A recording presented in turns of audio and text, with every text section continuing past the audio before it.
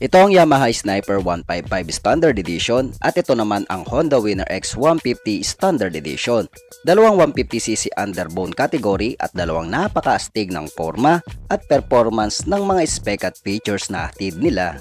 Kung balak mong kumuha ng isa sa mga ito at naguguluhan ka pa, well, sagot ko na ang problema mo para mas makapili ka ng nararapat para sa inyo mga idol. Alin nga bang masulit sa dalawa? Alamin natin yan mga idol. Welcome to Haji Moto Vlogs and this is simple comparison with Yamaha Sniper 155 and Honda Winner X 150. Let's go!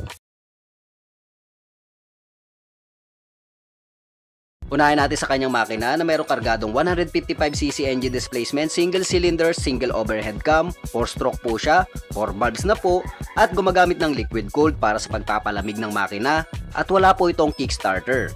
Ang fuel system naman nito ay fuel injection mga idol at meron po siyang average na 40 km per liter para sa kanyang mileage. Pero depende po yan sa walwal mode o tipid mode. Ang transmission naman nito ay manual transmission po siya na mayroong 6-speed manual gear shifter na gumagamit ng clutch at cambio.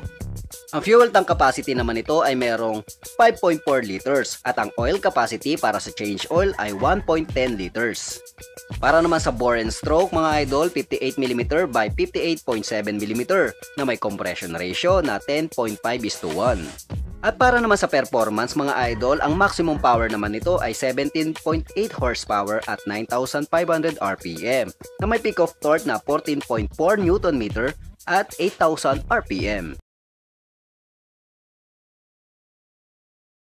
Unahin natin sa kanyang makina na mayroong kargadong 149cc engine displacement to be exact mga idol, single cylinder, dual overhead cam, 4-stroke, 4 valves po siya mga idol at liquid cooled ang ginagamit sa kanyang pagpapalamig ng makina. Fuel system naman ito gumagamit ng PGM-FI o programmable fuel injection na kung saan 52.3 km per liter ang kanyang average para sa kanyang mileage. Not bad kung daily use ang gamit mo dito. Sa transmission naman mga idol, manual transmission po siya na gumagamit ng clutch at cambio, kaya recommended na mag-practice maigi kung ikaw ay baguhan pa lamang. Performance naman nito ay halimaw, 15.4 horsepower at 9,000 RPM na may peak of torque na 13.5 Nm at 7,000 RPM. Unahin natin sa kabuuang disenyo na merong very aggressive, sporty look design kahit saan ay may pagmamalaki na underbone motorcycle at ang kulay nito ay blue and black. At meron siyang maliit na windshield para sa head design niya mga idol para sa aerodynamic effect. Headlight naman nito ay nasa kanyang handlebar na kung saan mas safe ito lalo na sa gabi dahil sumusunod ito sa galaw mo na LED ang gamit. At sa bandang ibaba naman ay merong premium logo ng Yamaha. Hindi mawawala yan mga idol. At sa bandang gilid naman makikita natin na merong nakasulat or equipped na po ito ng Diasil technology na kung saan all aluminum cylinder na po ang gamit nito para sa mahabang gamitan, para sa mas mabilis na pagpapalamig ng makina, increasing engine performance at mas magaang na timbang ng motor. Pagdating naman sa kanyang front look ay very sporty din. Mayroong daytime running light na napakaganda at napakasolid lalo na sa gabi. At sa signal lights naman ay naka-separate position po ito mga idol na makikita sa bandang gilid ng motor at ordinary peanut bulb ang gamit nito. Suspension naman sa unahan ay gumagamit ng telescopic fork, single disc brake with 1-pot caliper naman. Para sa kanyang braking system, mags po ang ginamit niya na may sukat na gulong na 90/80/17 at tubeless na po ito. Dumako naman tayo sa bandang likuran mga idol.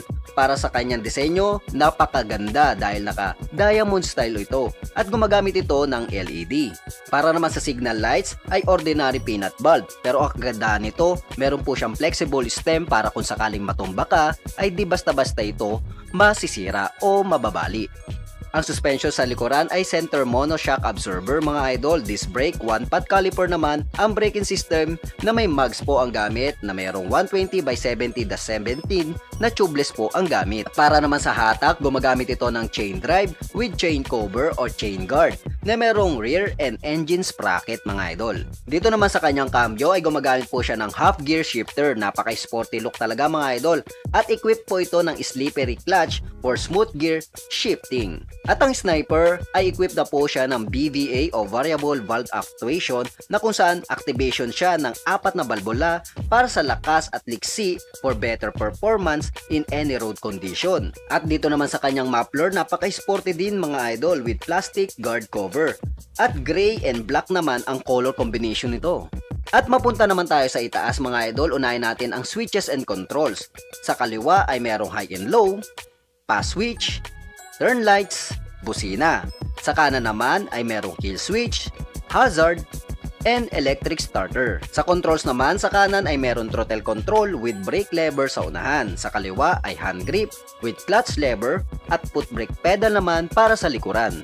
Ang console panel naman ito ay gumagamit ng fully digital meter na kung saan mas readable at accurate ang mga meter at gauge na dapat mong malaman na merong one button selector at meron po siyang Yamaha logo. Syempre naman. Pagdating naman sa kanyang susian ay gumagamit ito ng shutter lock key na kung saan meron pong takip ang mismong susian. Napakasafe nito sa mga magnanakaw. At meron din itong seat opener para sa convenient ng pagkabukas ng kanyang underseat. Para naman sa wet packs, yag balls at ekop nyo mga idol ay malapad na puan, malambot na foam ang gamit at very stylish ang design na merong synthetic leather ang gamit. Pag-usapan naman natin ang kanyang body dimension mga idol, unahin natin sa haba na merong 1975mm, lapad 665mm at ang total na taas nito ay 1085mm. Pasok na pasok at very smooth sa mga heavy traffic lalo na sa mga city driving. Pwedeng ipasok-pasok at isingit-singit kahit walang pampadulas. Ang seat height naman nito ay nasa 795mm at ang timbang nito ay 119 kg. Para sa reference nyo mga idol, ako po ay 5'4" in height na mayroong 57 kg na may angking kapugian at artistahing taglay at merong matcheteng pangangatawan. At nung inupuan ko nga ito mga idol ay nakatingkayad na po ako, pero sa handle ay no problem dahil magaang naman ito para sa akin. Last but not the least mga idol, ang presyo nito with regards sa cash and installment via Motor Trade online website. Unahin natin sa cash na merong 123,900. At para naman sa installment nito ay meron po siyang down payment na 15,000 at sa monthly installment na 36 months is 5,749.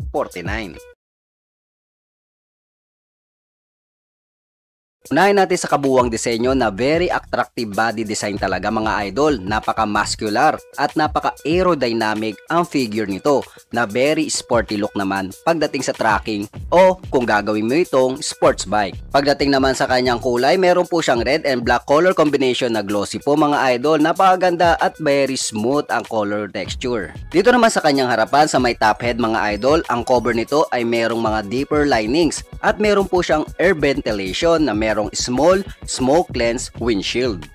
Dito naman sa kanyang bandang ibaba sa may front cover fairings ay merong black rough textures na merong Honda logo. Napakaganda at napaka-premium. Napakaganda at napaka-solid din na kikay look ng daytime running light niya mga idol at ito ay LED lights na. Sa kanyang headlight naman ay gumagamit ng twin LED like airblade ang design mga idol at ang signal lights naman nito ay LED ang gamit.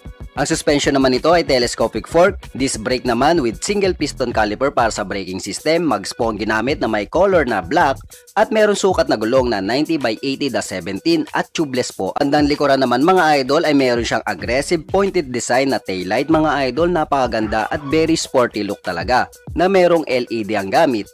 At ang kanyang signal light naman ay parang nasa Honda Click mga idol, separate position at gumagamit ito ng LED. Ang suspension naman sa likuran ay gumagamit ng monoshock absorber, disc brake po para sa braking system, mags po ang ginagamit niya rito na may sukat na gulong na 120/70/17 at tubeless din ang gamit. Pansinin na rin natin ang kanyang sporty pillion footrest mga idol at ito ay isang alloy material. Napakaganda at napakasolid. Mapapansin naman natin na wala po siyang kickstarter dahil equipped na po ito ng ACG o alternating current generator na kung saan malakas na kuryente at sapat na kuryente ang dulot nito sa mga electrical needs mo. Dito naman sa bandang gilid ng palikpik sa unahan ay merong minimal decals at merong nakasulat na liquid cooled at dual overhead cam o DOHC. Sa back fairings naman ito sa side ay merong aggressive boldy decals na Winner X, napakaganda at napakapansinin talaga. Para naman sa hatak niya ay gumagamit ito ng chain with chain guard mga idol na merong rear and engine sprocket. At meron na rin itong side stand kill switch na kung saan maiwasan ang aksidente na dulot ng nakababang side stand. Dito naman sa kanyang cambio ay ginagamit niya ay half shifter with 6-speed gear shifter na kung saan ang function nito ay 1 down, 5 up. Dumako naman tayo sa bandang itaas at unahin natin ang kanyang mga switches. Sa kaliwa ay merong high and low, horn, at turn lights. Sa kanan naman ay meron lamang na electric starter button. Sa controls naman mga idol, unahin natin sa kanan na meron throttle control with brake lever sa unahan. Sa kaliwa ay merong hand grip with clutch lever na merong foot brake naman para sa likuran. Para naman sa console panel ay gumagamit ito ng fully digital meter na kung saan mas readable at accurate ang mga meter at gauge na dapat mong malaman. At merong mga light indicators at merong isang button selector lamang. Sa kanyang startup engine, gumagamit ito ng smart key na kung saan napaka-convenient ito mag-startup ng engine.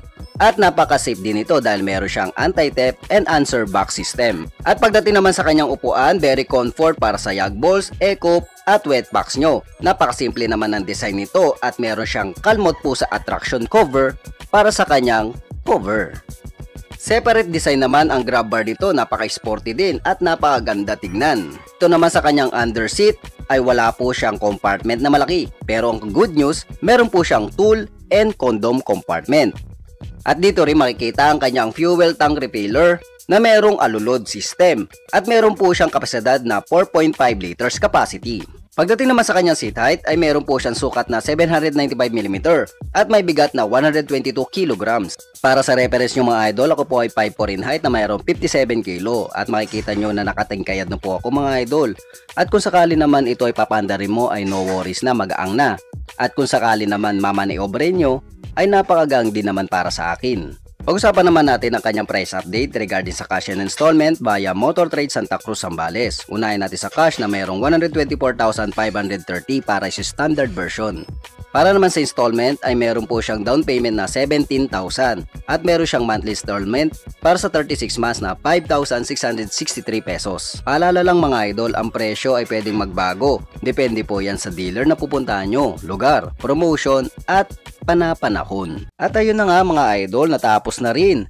Ang tanong na lang dyan, anong motor ang mas sulit o praktikal at pumabor sa kagustuhan mo? At kung motor mo ngayon ay Yamaha Sniper o Honda Winner X, anong masasabi mo sa motor mo? I-comment mo na yan para mapag-usapan na. At para tapusin ang video na to, huwag sana kalimutan mag-subscribe at i-hit ang notification bell para lagi kang updated sa mga ganitong klaseng impormasyon tungkol sa mga bago at lumang mga motor. At i-like at i-follow nyo na rin ang ating munting page na Haji Motovlogs TV.